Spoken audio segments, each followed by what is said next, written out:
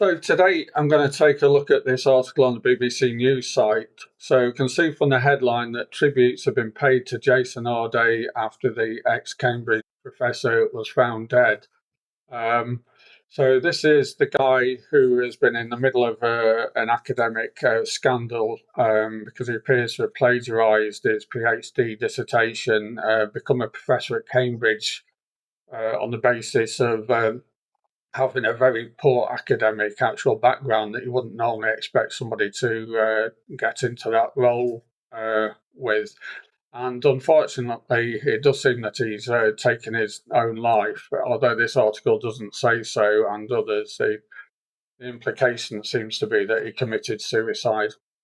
But what I wanted to actually look at today is that this BBC News article is actually pretty one-sided. So it starts off here, tributes have been paid to him, fair enough.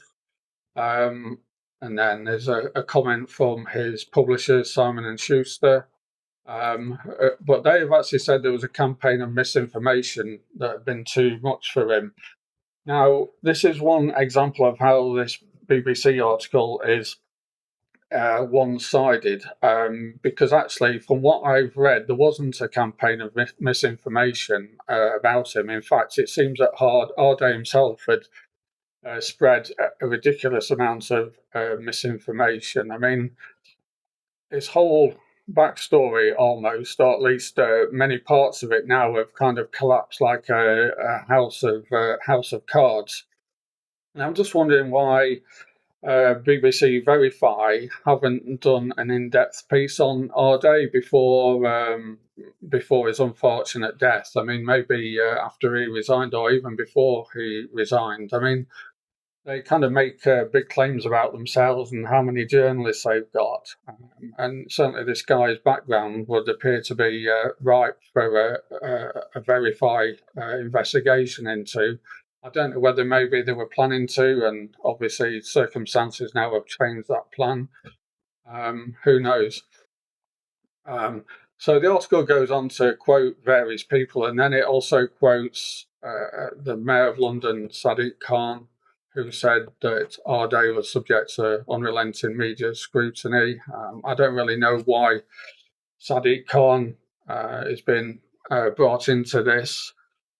He says that Arday faced unacceptable public hounding and a campaign of abuse. Now, certainly all the media articles I've read, they weren't abusing Jason Arday. I mean, I'm sure there are some bigots out there who are having a go at him just because he's black, but certainly the kind of main media articles have not been of that ilk.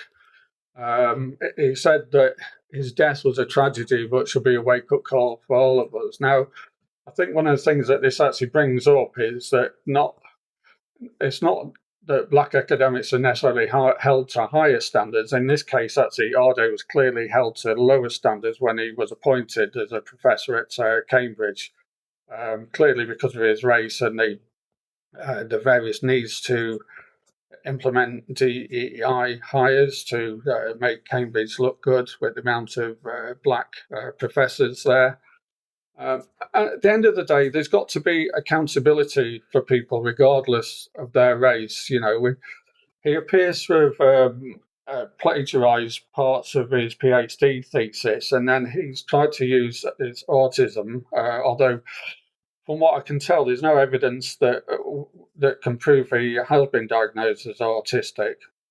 But he's tried to claim that as an excuse for poor academic work. Now, I'm sure he's not the only person to turn in a poor PhD thesis, but then you wouldn't normally expect those people to get promoted to be a professor at Cambridge on the basis of that. I mean, it's such a prestigious role to do that, and you would normally expect that most people in those roles are going to be very talented academics in their field.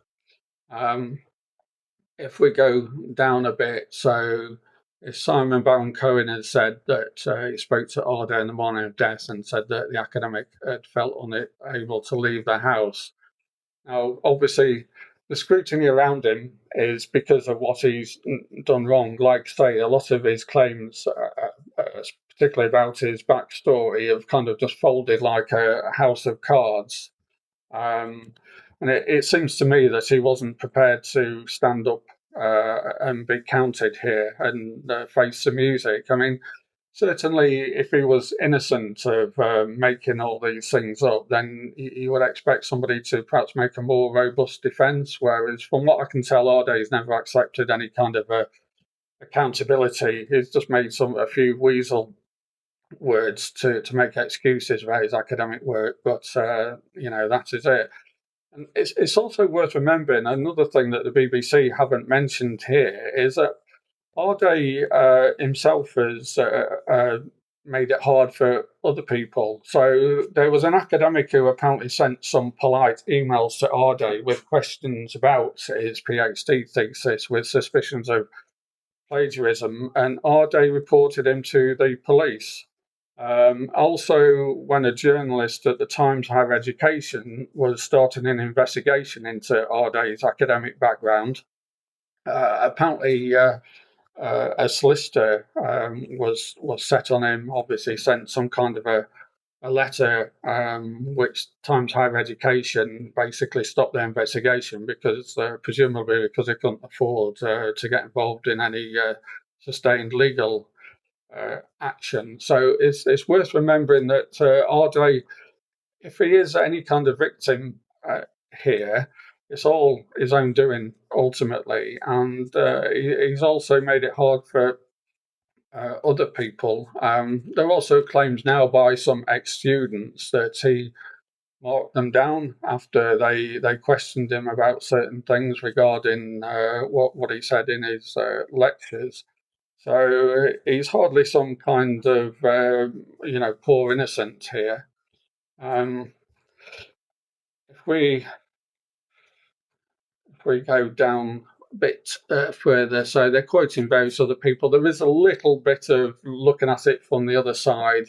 I think from Sir James Cleverley. And then it also mentions that this whole row came out when Nathan Coffness did quite an in-depth analysis of his PhD thesis, showing what appeared to be substantial amounts of plagiarism. And then it goes on to say that when Arday announced his resignation, he spoke about the personal costs of scrutiny had become too great. And then that his resignation should not be mistaken for an acceptance of the narratives that surrounded him. But as we know now, the truth has come out of this. So much of his background is what he said is untrue. I mean, some of it is so fantastical that it's a wonder anybody serious at Cambridge University actually believed this.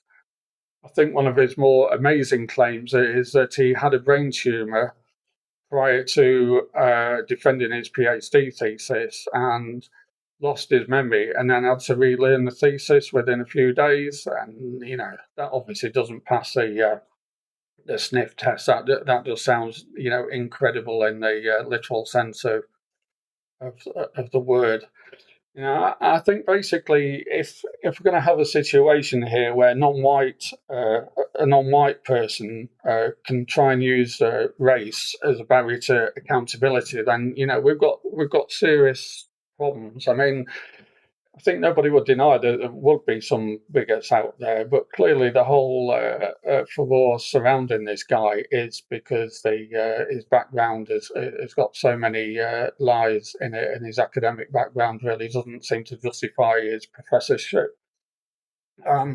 What I would say is I don't think many people come out that were kind of in this whole affair come out very well.